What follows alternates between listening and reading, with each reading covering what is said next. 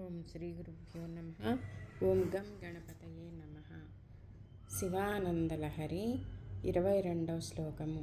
ప్రలోభాద్యైరర్ధాహరణ పరతంత్రోధని గృహే ప్రవేశోద్యుక్తః సన్ భ్రమతి బహుధా తస్కరపతే ఇమం చేతశ్చోరం కథ మిహ సహే శంకర విభో తవాధీనం కృత్వా మయి నిరపరాధే కురు కృపాం.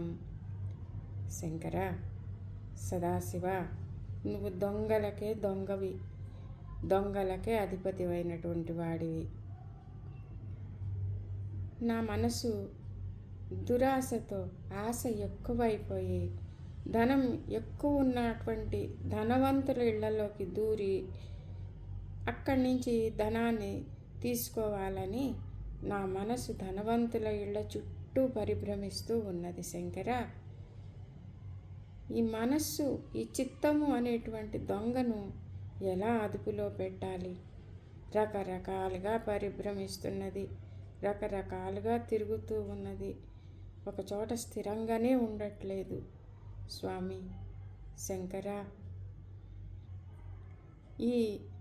ఈ దొంగని, ఈ మనస్సు అనేటువంటి ఈ దొంగని నువ్వు నీ పాదాలకు కట్టేసుకొని నీ స్వాధీనంలో ఉంచుకొని నిర్దోషినైనటువంటి నన్ను మాత్రం కరుణతో రక్షించు. శంకర, ఈ మనస్సు అనేటువంటి దొంగని నీ స్వాధీనంలో ఉంచు.